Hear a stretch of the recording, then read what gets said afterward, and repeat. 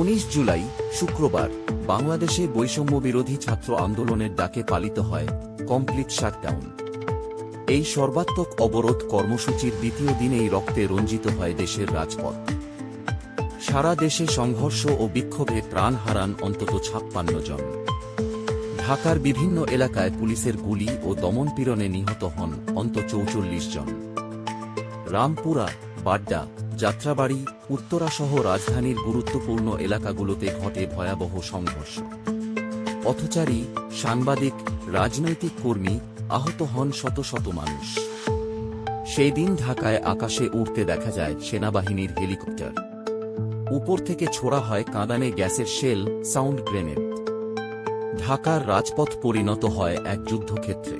বিকেলে প্রেসক্লাবের সামনে কোটা সংস্কারের দাবিতে বিএনপির জাতীয় ঐক্য সমাবেশ অনুষ্ঠিত হওয়ার কথা থাকলেও তার আগেই শুরু হয় সংঘর্ষ। পুলিশ ও বিএনপি কর্মীদের মধ্যে বারবার ধাক্কাধাক্কি, ছড়াগুলি, লাঠিপেটা সবই চলে।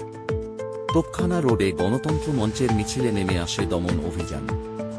পল্টন এলাকায় ইসলামী আন্দোলন বাংলাদেশের নেতাকর্মীদের সঙ্গেও পুলিশের সংঘর্ষ হয়। এদিন শিক্ষার্থীদের পাশাপাশি আন্দোলনে যোগ দেন অভিভাবক সমাজ, শিল্পী সংস্কৃতি কর্মীরা। শাহবাগে মৃত্যু এত সহজ কেন ব্যানারে দাঁড়ান অভিভাবকরা।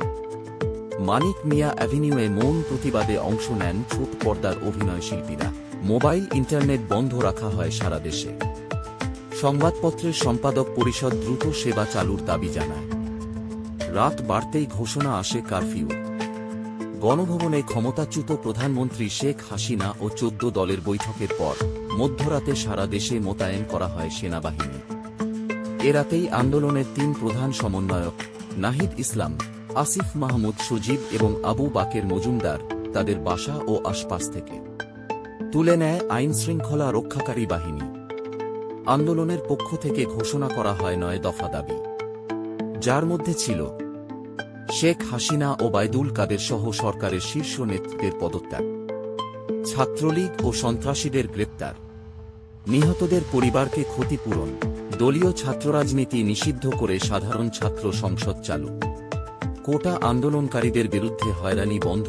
তবে একই রাতে 3 জন ছাত্র নেতা সরকারের সঙ্গে আলোচনায় বসে 8 দফা দাবি তুলে ধরেন, যেখানে প্রধানমন্ত্রীর ক্ষমা চাওয়ার বিষয়টি ছিল না।